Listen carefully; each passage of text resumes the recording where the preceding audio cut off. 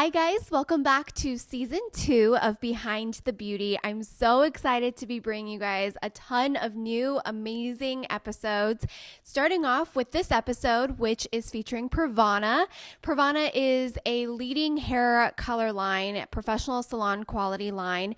You can purchase a couple of their products, like their styling products at Ulta, but everything else, their color is exclusively with professional stylists. So I sit down with the marketing director of Pravana to talk about what marketing director is and what they kind of do, as well as how you can maybe get started if you were interested in marketing for a beauty company, and really like how to go to college and find what's right for you and really get the experience you need to do what you love. So there's a lot of great insight, and I'm so excited about season 2, guys. We are going to be here every Friday for a new episode, and this year we are going to be putting them on YouTube as well. So if you'd like to meet the brand people or the people I interview, you can also watch it on my YouTube channel, which is youtube.com/Serein Wu, and you'll be able to watch it there on YouTube as well as listen to it right here on the podcast.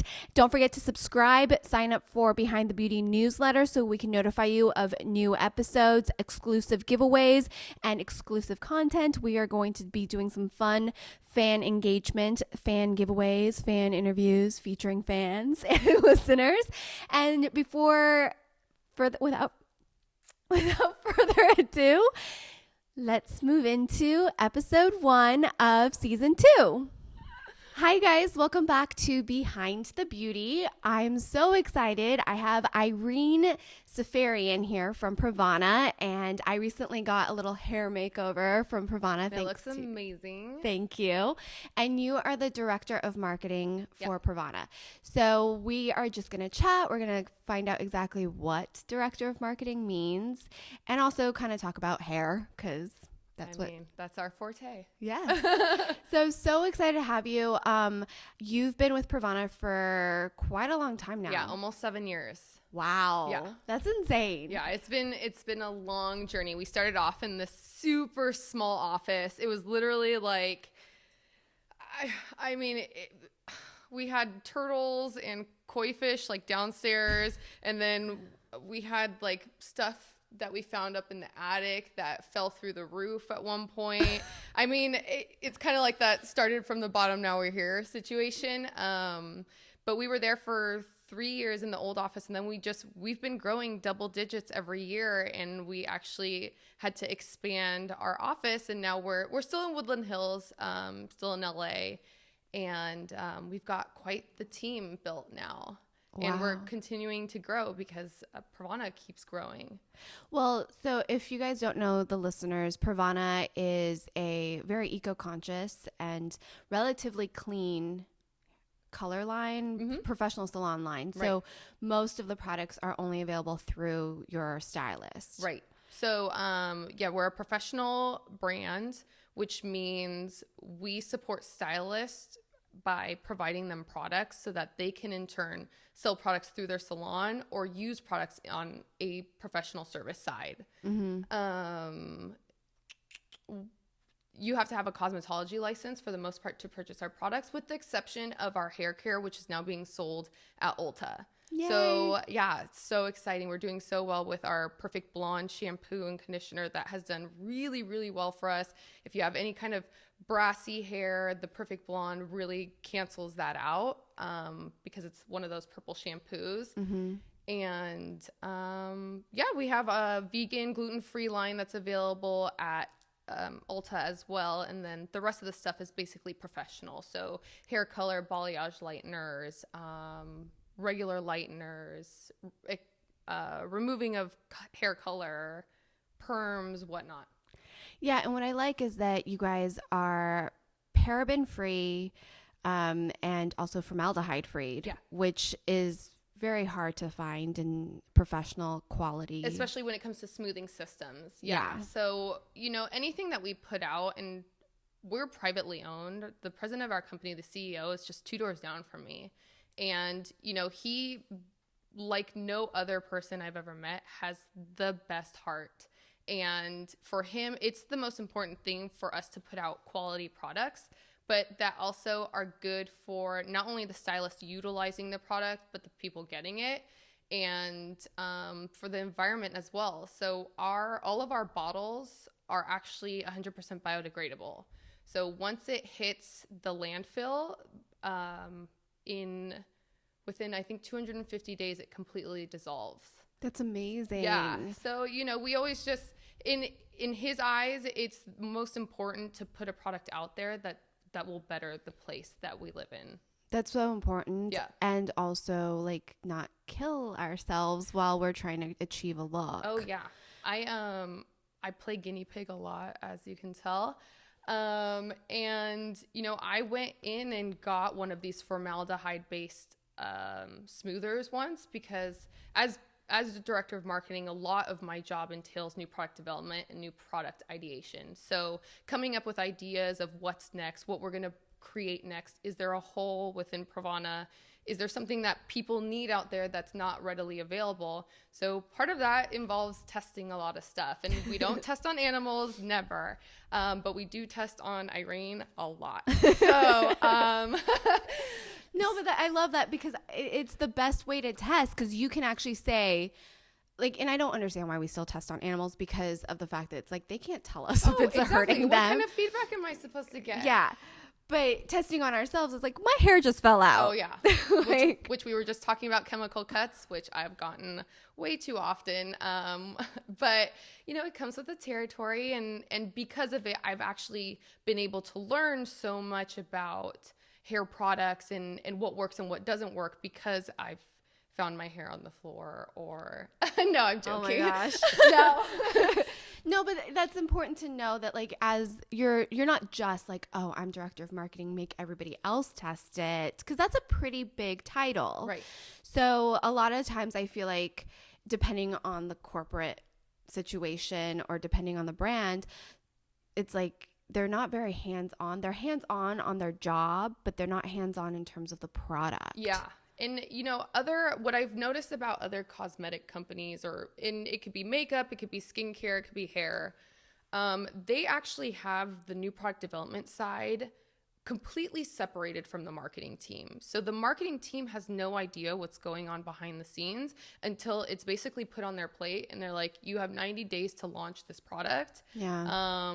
Good luck. Well, yeah, they're completely separate, because when I saw that part of your job description is that you take new products and like from concept all the way through fruition. Yep. That's not normally part of marketing. No. And I think because of that, I think we have a step up, at least in a different manner than these other companies do. And I think other companies should take note and maybe involve their marketing teams from the beginning stages a little bit more than they currently do.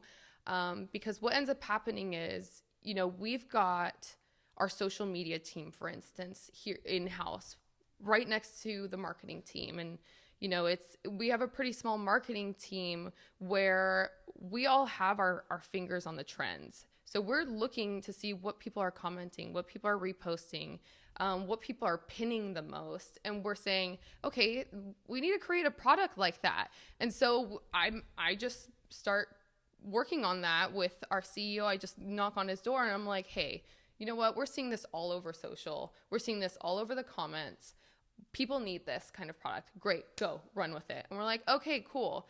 And so from the very beginning, even our social team, our PR team, you know, even our graphic design team, everyone's immersed from the beginning stage of a new product development until it launches. So everyone knows everything that there is to know about this product before it's even in its final stages, it's cool because you get so involved with the product that everyone does their job without having to have someone like explain it too much. Yeah. So in other situations, for instance, like if you go to, let's say, some skincare company, the labs work on creating some products, and labs and chemists might not be looking at Instagram, and they might not be checking out what the latest beauty blogger's talking about, but we are. Mm-hmm. And they might just be looking at an ingredient and think that this is going to be the next big thing, but they're not understanding what people are actually like saying that they want, or what people are saying that are cool. And so what they do is they create this product, they hand it over to the marketing team, and they're like, you guys make this work. And of course, that's marketing. That's what you're supposed to do. You're supposed to create a story. You're supposed to create a campaign around it. But a lot of times it doesn't come from marketing, who has their, feet, knees deep in the trends like we do. So I think Steve, who's the president and CEO of our company, I think he does it really right by having marketing fully immersed in the new product ideation and creation from the beginning. Yeah, and I think it's important. It's a very, I also find that the smaller, the more indie cosmetics lines are doing that more, which I think is really great. And this way it's not like, oh, all these separate departments and nobody knows what's happening until it has to happen. Right. So part of this trend forecasting, because I've been hearing a lot more about it as I've been interviewing people and learning more about different jobs. Yeah. It's an actual, like, I think in the UK, it's an actual profession that you can like study for. Oh, really? Yeah. I haven't even heard that. Yeah. Like you can, it's like an actual degree that you get. You're a trend forecaster. Yeah. So that's so cool. So when I saw that was part of your job description, I'm like, okay, so how do you become a trend forecaster? Because it is very important in marketing, but more importantly, it's important in anything you would want to do in fashion and beauty. You have to know what's coming next, but how do you know what's coming next? I mean, from my perspective, I take a look a lot at what fashion's doing. And I think, in my opinion, in my very humble opinion, that fashion leads and makeup and hair follow. Mm-hmm. And, just for instance, this past year has been pretty minimalistic as far as what we've seen in fashion. We've seen lots of nudes, lots of beiges, lots of navy, lots of black and white, not so much pop of color as far as what people are wearing. And so what that has allowed is for makeup and for hair to be that pop of color. Mm-hmm. And that's why we've been seeing so much of like the rainbow hair is really taking a hold, and for makeup to be way more than it's ever been, with the baking, with the contouring, with the matte lips, more. And it's because you kind of have a blank slate happening in the background. And so your face and your hair now becomes the accessory, since everything else is kind of taking a back seat. But now we're kind of seeing a shift. So as I'm seeing a shift in fashion, we've got to make a shift in the hair color and what we're putting out as trends. So now we're kind of seeing more color start happening, more florals, more prints. And because of that, the hair needs to take a step back. And you'll also start seeing it with like makeup and skincare. Well, skincare not so much, but makeup fusing with skincare, so that people's skin is actually coming through more rather than caking things on. There's this like anti-contouring thing happening. Yeah. And it's more about like the skin showing through, less is more. And so when I see that happening, we on our end say, okay, what are the colors that we need to launch then that will play into that? Maybe they're not neons. Maybe there's something a little more neutral that just, when the sun hits it, is she or isn't she wearing pink? Is that pink or blue in her hair? Yeah. Is that a smoky gray? or is it gray? Or is it gray? Yeah. Or is it black? I can't really tell. Oh, it's different once it hits the light. And so it's funny to see, I think a lot of times in the hair industry, you want to say like, hair leads, but I think fashion does. Yeah. But you're a very, very good example of where I think hair trends are going. Yeah. That's smoky ash, cool. You've got like that cool girl hair. You've got the lived in waves happening and like the perfect chop. But yeah, it is where you look at you and you're like, that's a natural hair color, but it's not. At the end of the day, there's silver in your hair, which is not a natural color. Yeah. So I think that's really where, fashion trend forecasting, taking a look at what skincare ingredients are coming up. Can we infuse that into a shampoo or a conditioner and hair care? From me, I don't have this degree in trend forecasting. What I do is I just read. I read blogs, and I read a lot of research studies of where the next technology is happening in the skincare world with what ingredients. I look to Allure, I look to Glamour, I look to Marie Claire because they talk to experts. And then I take little bits and pieces from there and take what I see on social. I make sure to follow the most followed influencers. Mm-hmm. And I kind of mold the two together. And how can we make something happen at Pravana that hits all those points? So as far as trend forecasting goes, yeah, you can get a degree in it, but you can also just do it yourself. And that I think involves a lot of just reading. You just have to read. And be passionate about what you're trying to do. Yeah. And I think that's also what I love so much about the beauty industry is so many people I'm talking to who are very successful, have really great positions at different brands. They didn't necessarily study to be where they're at. Right. It's something that people seem to have discovered because they're passionate about it and they find what they're good at and they meld it with the brand. 100%. Yeah. And I think that's what's so amazing. It's like if you love makeup, and we were talking about this before the interview started, but if you love makeup, if you love hair, you don't have to go into cosmetology school. You don't you don't have to be a makeup artist. Yeah. Because honestly, like I'm not that great at dealing with people on a day-to-day. Exactly. And I don't want to be responsible for the way someone looks. Yeah, I actually in college, I knew I wanted to do something in beauty from the time I was little, but I never saw myself being a makeup artist.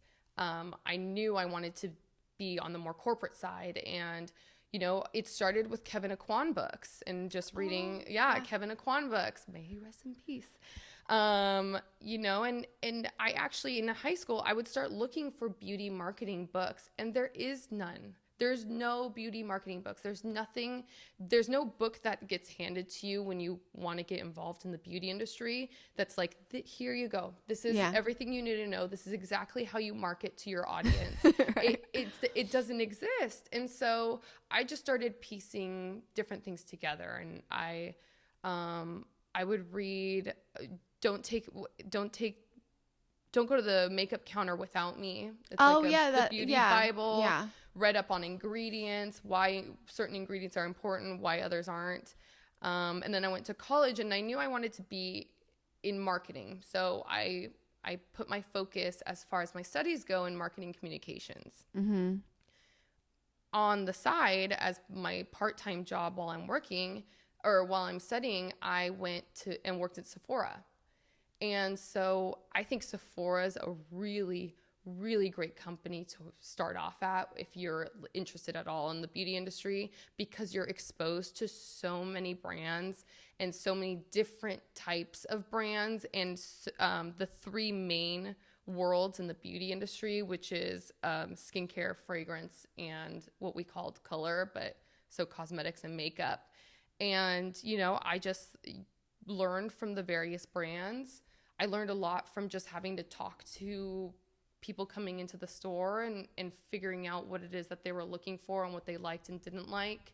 And that set me up, I think, for where I'm at today, because I was able to understand how I'm supposed to communicate to the end consumer, regardless of who he or she is. Yeah. And from there, I was like, I want to take this up a notch. I'm like, okay, I'm in the store, I'm in it, I'm living it, breathing it. I want to be on the corporate side. So I asked my manager at my Sephora and if there's any way I could intern with Sephora's corporate office. Oh, wow. And she's like, you know what? I actually know someone. She's like, send me your resume. I was like, great. In a month, I had a flight booked to New York, and I had a summer internship with Sephora's press office in New York. Wow. Yeah. And I was in it on the other side of things. Yeah. So I was learning now the behind the scenes, and I was bringing a lot to the table because a lot of the girls in the office had never worked in a retail setting, in a cosmetic retail setting. So I was able to give them a lot of feedback that they had never heard before. And they taught me basically the core of everything I know now. Such a group of amazing women in that Sephora corporate office. I mean, just like the most inspiring, smart, just group of women that were just like getting it done. And it was just so cool to be behind the scenes. And from there, I just knew like, this is the path I want to take. I want to keep this going. I just think it's so important to just put yourself out there and see if there are those opportunities. Just ask. What, like, the worst thing someone's going to say is no. Yeah. So is there an opportunity for me to go to the corporate office and be an intern? No. Okay, great. That's it. I mean, that's you the still worst have that a can job. happen. Yeah. So that's the worst. That's really interesting because, like, you have a degree in marketing, but they don't teach you what you actually need to be in the beauty industry. They teach you the basics. So, for instance, know your audience. Great.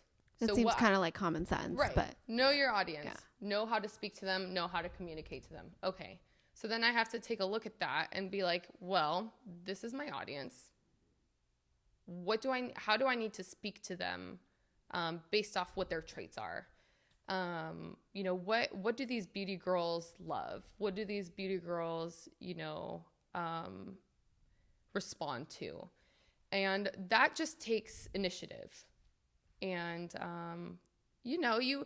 I think college is important. I think going and learning the very core and the very basics of business and marketing is important. But I think in that same time period, you need to go out and actually put yourself in that world. And I think that's what sets you up really to go on like this really awesome path on the corporate side of the beauty industry, since there is no book readily available to you, since there is no, YouTube video that teaches you beauty marketing. What there is real life experience, and you've just got to put yourself out there and be an intern, be an assistant, even if it's shadowing for 1 week, just do it. You'll get so much experience from that. And I think a lot of people these days, like, they have a false sense of like, well, I went to college, I deserve to immediately get a paying gig and all this stuff. And I think there's something to be said about paying your dues. Oh, for sure. Yeah, you have to pay your dues. You have to do it, because anything I've ever had to do, I'm not good at in the beginning. You have to just do it. Yeah. Oh, yeah. No, there is a sense of entitlement. And we see it a lot even with the girls that come in and interview at Pravana. Even if it's just for an internship, and like the attitude that comes in, you've just got to be a yes person. Yeah. That's all that someone's looking for you to be. Eventually, you're going to get to that point in your career where you can be like, no, halt, because this is going to take me away from my list of things that I have to do to get things done. But when you're starting out, pay your dues, just as you said, be a yes person, be positive, go that extra step. If someone asks you for, let's say, a PowerPoint, make it the best PowerPoint you can make it. Go on YouTube and search how to make my PowerPoint amazing. Go to Google. What can I do to make my PowerPoint go the extra mile? Yeah. It's amazing, like the amount of information that's out there if you just like type it in. Yeah. And take 7 minutes to like watch a little video, and you'll completely transform your PowerPoint or your Word document or your Excel sheet. You can learn it all through the internet now. Yeah. I mean, I learned how to edit. Right. No, yeah. Like, I learned we are all self-taught. Like what Chris and I do, and even podcasting, like we're like, oh, we want to start a podcast, or he was like, we're going to do a podcast. I'm like, I don't have time to like figure out how to do a podcast. No, that sounds so complicated. So guess what? Uncle Google, and pulls through every time. YouTube videos. And then honestly, like as we do it, we're learning because we're like, oh, that did not work. And we just wasted a couple $1,000s on equipment that was not that good. But Right. it was because we were trying to just see if this would work. We make mistakes. You're going to make those mistakes. And I think if I ever had an intern or an assistant, like, look, you're going to be having to do the stuff I don't have time to do, Right. which is going to be, in your mind, probably busy work or stupid or not like I'm learning anything. How am I learning anything by helping her run errands? Yeah. But by running those errands, I will tell you, like, I'll tell you anything. Like, if you ask me, I'll tell you. Oh, I'm yeah. not trying to hide anything No. by any means. I don't want you to make the same mistakes I made. Right. But you have to be willing to listen. Exactly. And ask the right questions. Yeah. But your job as an intern or an assistant, because I was a personal assistant, it's not fun. Oh no. Girl, that job is so hard. Yeah, it's not, and to be a good personal assistant, it's not just to do what you're told, but to anticipate what might need to be done. Yes. But you do it well. You learn time management. You learn how to schedule. Prioritization. Yeah. You learn like how to kind of, prepare for the worst and everything, which I get a little crazy about now in my own life. Because I feel like I can see that in you. Like I'm getting that sense that you're a perfectionist at your core. I am, but I also have learned whatever. It's gonna go up as is. But you have to, and you learn these really important skills. Like, people are like, how do you produce so much content? I'm like, because I know how to manage. Like, sometimes I overly go crazy with it, but it's because I had to do it for other people. Yeah. Like, I was a stage manager. I had to micromanage 10 different departments. Oh, jeez. Yeah, whew. And I had to make sure everyone was on time. Yeah. Do you know what I mean? Well, and exactly to your point, that's what started you on the path that you're on now, and you're able to put out so much content because of those struggles that you had in the beginning. Yeah, and I also tried to, everybody was doing things on different schedules, and you have to know, okay, well, this person still needs to work because this isn't paying them enough. So I need to make him come in later in the afternoon. So we'll schedule other people's rehearsal time during that time. I learned efficiency. Yeah. Efficiency is the biggest thing. And, there's always room to be more efficient. Right. So while I am not in that world anymore, thank God, all of the skills I learned from doing the things that I didn't really necessarily love are being put into place now. And I think that's really important when you are looking for an internship or an assistant position. You're going to have to start from the bottom. Oh, yeah. Because there's reasons. We all learn things in that process. Yeah, it's not some mean thing to ask you to, we're not sending people out to get coffee 8 hours a day. And if we are, it's because we have to be caffeinated first off, which is the most important thing. And second off, it allows us to, work the way that we do and be able to get stuff done in that time. But yeah, just do it. Just be a yes person. You're going to learn from it.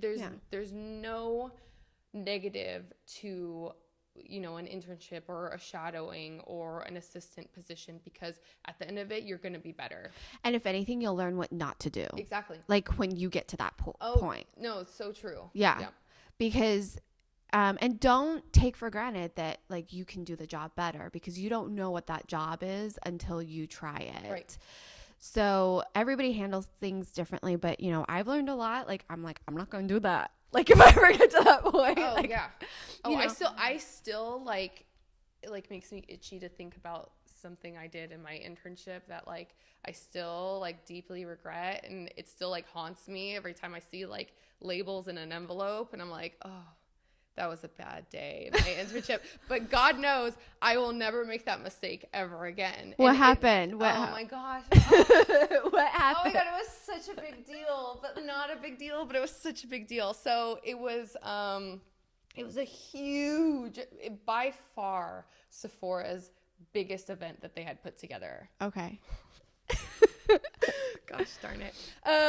And all I had to do was put the address labels, or create the labels for the different invitees. everyone that they invited.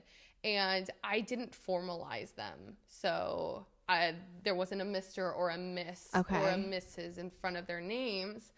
And so it's not that big of a deal, but it just looked poor on Sephora's part to not have formally invited them through, like even at their first glance of this invite. So wow, that's such a little thing. Oh my God, girl, I got tore up over that. I'll never, ever again not have an unformalized label. But, it was a huge deal at the time because everyone was, A, so stressed. Yeah. This is the biggest event Sephora was putting together. And B, the people that they were inviting weren't, just regular average they're people. Big deals. They were, Fortune 500 execs. They were, celebrities, A-list, B-list, C-list, whatever it may be. But they were important people, and this was the biggest event Sephora put together to date. So for their initial visual of their invite, for it not to have been formalized to them was like a huge deal. And so now moral of the story is I don't label invitations anymore. Well, okay, so people listening or watching, because we are putting these on YouTube now. So, well, I used to just put the audio, and people are like, no, I like listening to it. So if they want to watch, they're not usually just staring at us for whatever time this interview is. It's just to like go up. But so to people listening or watching, even notice those things. But for a brand, these little things are really important to them. And you got reprimanded for it, and it's embarrassing. But I also think like we have to be reprimanded for things. For sure. Like it's part of life. It's part of the work world. Like you're gonna have these things happen to you, and hopefully like if you had an intern, you'd be a little bit gentler. Exactly. Or you would be like, make sure you formalize this label. So that is spot on, because I try really hard to be very detailed in my communication now as a person in a management position. With as much that we have on our plates at Pravana, sometimes it's hard. Yeah. Because for instance, I mentioned earlier, I do new product development as a director of marketing, and that's not typically part of a director of marketing's role. Usually there's a new product development manager or director, and I just have it on my plate as part of what I do. And, with so much going on and so many tasks happening, a lot of times you don't have time to sit down and go through details. But what I've come to realize is that, and this is even learning past the internship, just as a manager and in a manager's position, is sometimes those extra 3 minutes of just sitting down and like really explaining a project will save you so much more time in the long run if the project's not done correctly, because there are so many different interpretations of what a task is or what a project is. Well, and like me even thinking, if you told me to label invites, I wouldn't think to put a Mr. or a Mrs. or a Ms. or a doctor, because we're in such a casual world. Right. So, but for my wedding invitations, I wanted that. Exactly. But, so it's very, you do have to be specific as a manager. Yeah. And and I think you learn from being an intern or an assistant, like, you can't, like, it comes from management. Like if I make a mistake as an intern, I'm learning, but there's a miscommunication. Right. So, it's cool. Like, it's cool, but it's sad. Like, thanks for sharing that, because the look on your face when you brought that up. I just hope, like, anyone that I worked with at Sephora doesn't see this. Oh, no. They're going to be like, oh, my God, I remember that. I'm sure they forgot about it. I'm sure they forgot. Like, in my mind, it's still, like, I twitch every time I see, like, a label. But you know what? Everybody has that story. Yeah. Like, everybody has that story. For sure. And it's always interesting to hear it, because it's not that big of a deal, but it is. But it's not. Yeah. And you can see the pain. Yeah. In me. Yeah. But see, it's good if someone's looking for an internship, they know what to expect, and they know that like, hey, it's if they get reprimanded, it's you're not the only one that's ever screwed up. And the other thing I would say for anyone looking or to be an intern, and internship doesn't necessarily mean like you have to do it when you're in college or post college or even if you went to college. We've hired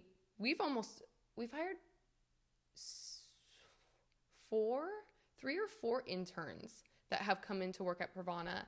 And we didn't have the intention on hiring them afterwards, but they showed us that we needed them. And if you provide that to like the company that you work for or the person that you work for, if you're an assistant, you know, you'll make people realize, shoot, I really need this person. Yeah. And because of them, I was able to do this project and take it to a much further place than I could have ever done it without this person. We had a girl come in who I hire a lot of licensed cosmetologists. Mm-hmm. So girls that have worked behind the chair, maybe they've never had any college experience, but they have experience in a salon setting, which for me, working in new product development means more to me than if they had gone to college, because they're able to provide me information that I don't know because they know more about that field than I do. Yeah. And so they're able to give me information about the products that we put out as a company better than I ever could. Mm-hmm. And because of that, we've hired 2 or 3 of our hairstylists who may or may not have had college experience and are now technically part of a marketing team because they were able to provide so much vital information and were able to, you know, work so hard and present to us something that we didn't even know that we needed. So, you know, go into your internships, your assistants jobs, your shadowing, and just work as hard as you can, because you'll never know. At the end of it, you might just be hired on. Yeah, and that's the thing. It's like I'm so hesitant to hire anybody, but like if I had somebody and they made it possible for me to do like even more and make my life easier, then why would I not keep them on? Oh, yeah. Like if they are definitely worth what I'm paying and like I can keep giving them more. Oh, yeah. Then of course. Right.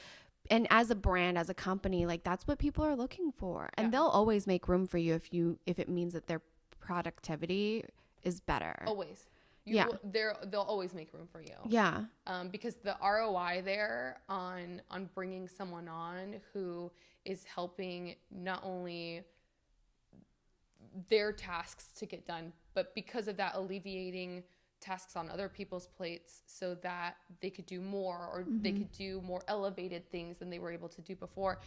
The return on investment there for a company is invaluable. Yeah. And I think like a good company, they don't want to turnover. No. They don't want like a revolving door of people. No. Yeah. And so that's like, those are all really good tips for anybody looking to break into the beauty industry, and also know like what you're good at and go above and beyond in that. Like if you're really good at accounting for whatever reason and you're an intern, but you're not necessarily doing accounting, like there's ways to like sneak that skill in. Oh, for sure. Yeah. So, and a brand will notice that, like a good boss will see the value in it. Yeah. And there's so many possibilities within like the beauty industry as far as like on the corporate side of things. So you can go into marketing, you can go into PR.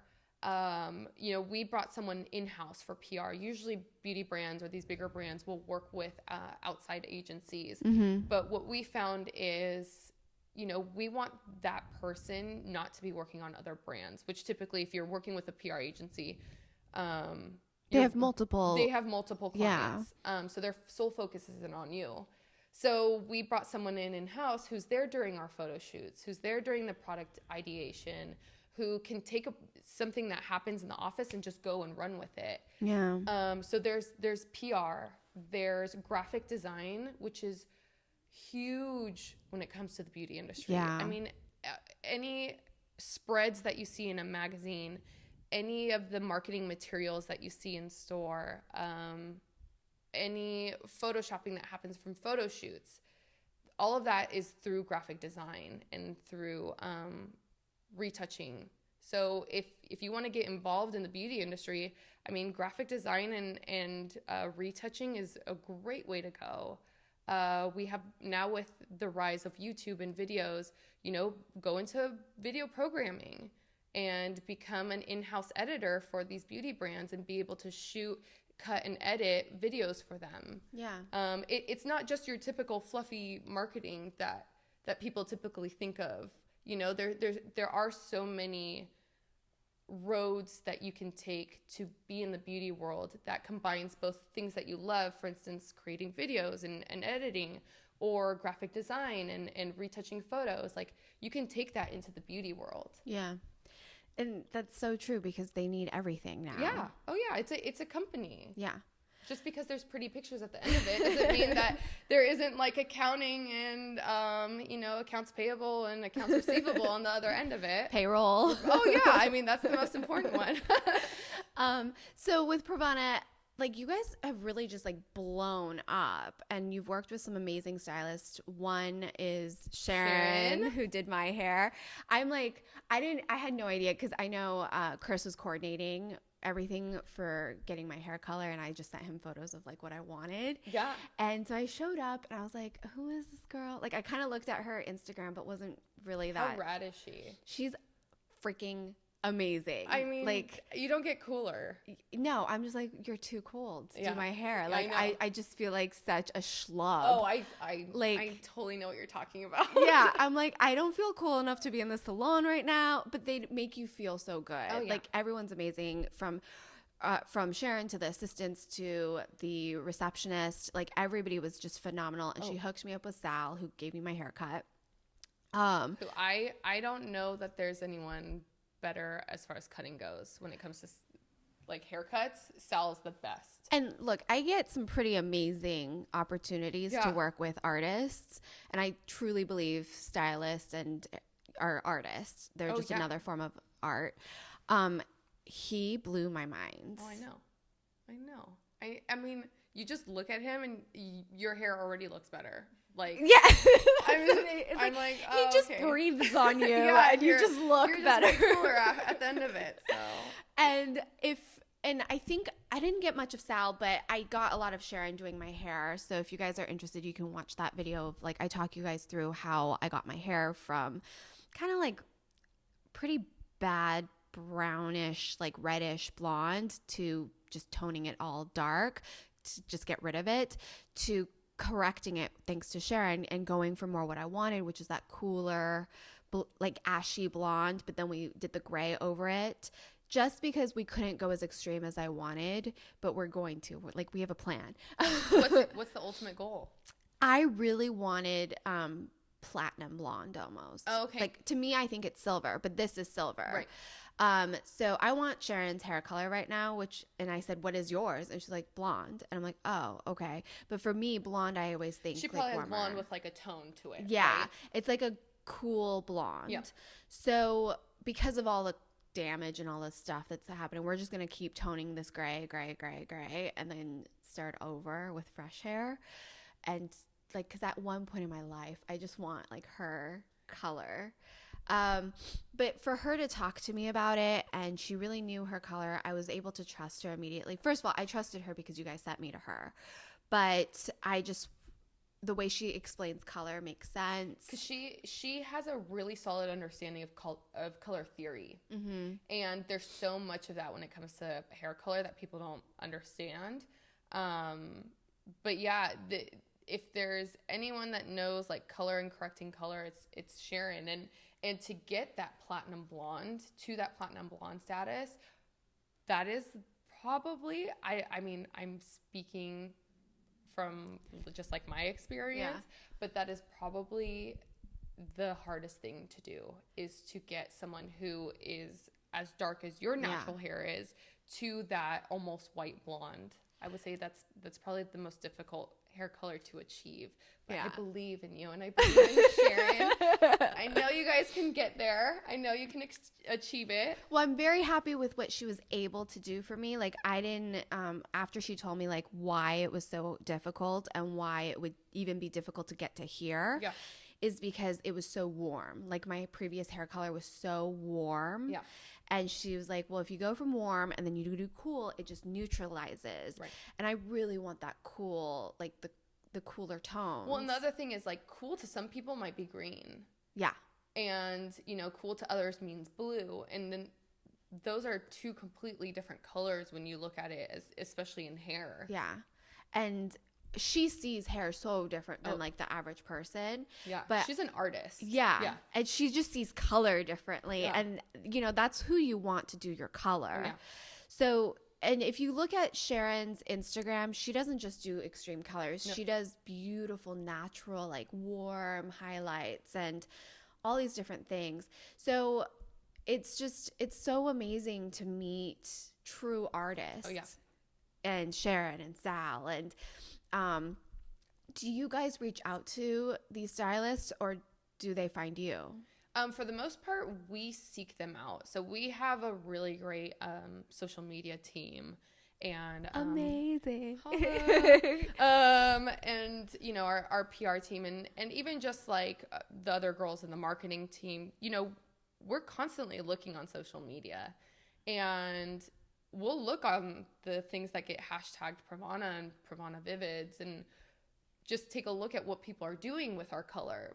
And through that, we'll be like, well, this is really cool. And what Instagram's allowed hairstylists to do now is to create this virtual portfolio for their work. And so we could just click through and be like, oh, this is a really great color. Like, I want to see what more this person has to offer. Oh, wait, they're in LA? Mm-hmm. What? We need to bring them in here. They're right here in our backyard. And so, you know, from on the other side of things, to get noticed from a brand, you just have to tag them and they will see your work eventually. And if you put it out there, they're going to reach out back to you. And so that's a lot of times how we talk to, I mean, with Sharon and with Sal, you know, we've really, I think what we've done as far as being like on the cool factor side of the hair industry is take these hairstylists that didn't have as big of a platform and give them a bigger platform. And we like doing that because we know the struggle. We understand it. And so if we can elevate you because you're as talented as you are, let us do that for you. Work with us. And that's so cool because you guys, I think that's why you're so successful and have grown so quickly in the hair world is because you understand Instagram. Like you understand how Instagram has really given stylists this amazing platform. And, you know, so many of the stylists I talk to, that's how they get new clients now is people search through Instagram. But not just that, like you've created rock stars in the hair world. Because you guys have a large following as well. So it's like, it's a mutually beneficial partnership. We have the most followers of any professional hair color brand. Actually, any hair brand with, no, there's one above us. You're like, he who shall not be named. No, but they're in a different field. So Olaplex has more followers than we do. But we don't have any like competitive products with Olaplex. We actually work side by side with Olaplex a lot. We'll tag them and post. You guys could be friends. Yeah, and that's the thing. Like that's what we're all about. Is we love that. We love being friends, especially on social media and on Instagram. Is, you know, how can we work with these other brands that other brands are too scared to work with? And we're like, you know, come on board, Olaplex. I mean, they did the same for us. You know, they had posted a video that a colorist had done using our color and using Olaplex, and they had no problem tagging Pravana. And that's the thing. It's like, remember to tag. Like, as a stylist, tag everything and anything that's pertainable, by the way. Yes. Pertainable. Yes. Don't, like, because I get tagged in random things where I'm like, what? Why are you tagging me in this? But, like, tag things that are pertainable because it earns you respect, and people do see it. Like, I was at Gen Beauty and all these brands were like, hey, Serene, thanks for always commenting on our photos. I'm like, you guys see that? Like, you have billions of followers. How are you seeing my comments or my likes? And they're like, no, we see it. We appreciate it. They totally see it. We as brands, 100%. We'll see. We read all the comments. I mean, that is the best form. That has completely shifted marketing because we have direct communication with our consumers and with our I don't want to say fan base because you know, they're so much more than that, because they're our clientele. And you know, we were able to talk to them right away if they love something, or if they want to see something different. You know, we're able to do that and shift that for them, because, you know, they're the ones we ultimately want to make happy. And, you know, another thing that we did that other brands caught on later, you know, we're an office of like awesome chicks. Like, I mean, and we were doing like Instagram and Facebook on our own. And, you know, that's when we were like, you know, we got to make this Pravana thing happen. And because we're known for like our vivids and our rainbow hair color, you know, that's already visually impactful. So another brand that may just have hair care or shampoos or conditioners, and this goes back to knowing your audience and knowing your brand. So if we've got shampoos and conditioners, you know, that's not going to be as visually impactful on a platform like Instagram. But you've got these like cool rainbow colors and reds and pinks and colors that you've never seen before on hair, and that's already going to catch your eye. So we were able to climb pretty quickly with Instagram and with our awareness of our brand because of those pictures, because of Instagram, because of Facebook. And, you know, we were also the first to really cross worlds when it comes to professional hair and makeup. And what we did is bring in these makeup artists with a solid following. If we're going to do a photo shoot, I'd rather reach out to a girl who has a solid following and who could probably use a bump from us working together than working with a makeup artist that maybe just comes from an agency and I can't see her portfolio of work. Yeah. You know what you're going to get when you're looking at someone's portfolio on Instagram. And so, you know, we were the first ones to really like start that cross world between the beauty worlds with specifically with professional hair and makeup. And then we took it a step further, and, you know, in the models that we pick, you know, we might as well pick a model that has more following than just some like agency girl. So maybe we'll reach out to like a beauty blogger, or, you know, someone who has like a solid following and has a beauty-based following that may have never heard of Pravana. Why wouldn't we reach out to them instead of getting some random girl from a modeling agency? So, and other brands have taken note. And I'm just specifically talking about in the professional hair world. You know, other brands have taken note since then, and so this isn't anything newsworthy now. But, you know, at the time, the reason we were able to grow as fast as we did was because we caught on and we understood social media on a different level than a lot of these other marketing companies did, because we were girls in we're all girls in our 20s when we were in the marketing team for Pravana 6 years ago. But that's what's so cool is that like Pravana is a young company, but values women, young women who have the heartbeat of what's going on and who think outside of the box. Right. So that's so exciting. Yeah. And so if for the viewers or listeners out there, if they want to get their hair colored naturally or vibrantly like I did, you can go on Pravana's website and search a salon or stylist near you. Pretty much available anywhere, right? Right.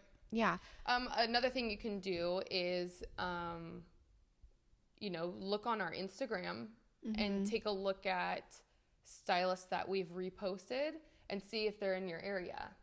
Because they're obviously using our colors too. And then, look up the hashtag. Yeah. Or also always just call your local stylist, because I think it's important to know what they're using on your hair, especially if you want to color. Oh, for sure. Yeah. And I am so happy you were willing to share everything that I'm like, what Did else? I overshare? No, not at all. You can never overshare here. So, and one last thing, like, what's your parting wisdom? I feel like you gave so much great advice for people wanting to start in the industry, but like, what's like one parting wisdom you want to share with everybody? I think at the core, you need to just follow what you're passionate about. And, you know, that's going to take you where like you'll end up wanting to be.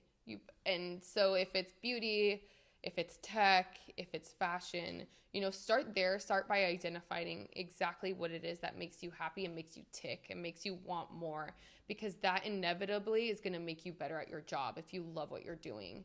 And then second to that, once you figure that out, try to get in, be an assistant, be an intern, email the director of marketing if that's where you want to go, email the art director or the creative director of the company directly, and send your resume, send some information about yourself, some past work that you've done, or things that inspire you, even if you don't know how to create that piece yet. Reach out to the web programmer, look on LinkedIn and see who the various people are in the company that you have your eye on, and reach out to them. And more often than not, you're going to get a response, and then just work your butt off. Work hard, because it is competitive nowadays, and time flies right now. And we all have so much on our plates with technology getting faster, and we getting emails like outside of the office during lunch and whatnot. Work hard, and have fun. Yay. Thank you so much for being here, Irene. Oh my gosh, thanks for having me. Yeah. And I will have all of Pravana's website, Instagram, Facebook, all that stuff will be in the show notes of this episode, or you can check it out on YouTube, and it'll be in the description box as well. So that's it, guys. Yay. So that's it for episode 1 of season 2. I hope you guys enjoyed listening to this episode. If you want to watch it, make sure you go over to the YouTube channel, or my YouTube channel, youtube.com/Serein Wu, to catch the episode over there. We're so excited. We have a brand new studio. Hubs put a lot of time and energy in this bar cart. He's really excited about this studio. If you want to see more behind the scenes as we interview people live, we do have an Instagram account. It's behind.the.beauty.podcast on Instagram, and there's going to be Instagram stories, Instagram lives as we do interviews, as well as if you want to see new announcements and just kind of like follow us over there on Instagram. Hubs is in charge of that, so don't blame me for anything that doesn't work out. Don't forget to subscribe to my YouTube channel. Make sure you're subscribed on iTunes. I'm going to try and figure out how to get this on SoundCloud as well, and of course you guys can sign up for the newsletter, and I will let you guys know whenever there's a new episode ready to download. So excited for this year. We are also going to try and do Instagram lives and Facebook lives as we do interviews, but of course that all depends on interest, so make sure you send in your feedback. Check out the show notes, check out the YouTube video with the description box in case you need to find out any links or any information on any of the brands, and don't forget to come back next Friday for the second episode of season 2. You can leave a comment under this podcast episode of who you'd like us to interview this year. We have a new interview every Friday, so we need lots of guests. So let me know who you'd like to see. Last year, the biggest request was Christina from Jouer, and we got her. I think she was the last one of last year. So we do listen, and we do our best to get them in. So make sure you leave a comment over there on this episode on the YouTube channel. And yeah, until next time, we will see you right back here on Friday.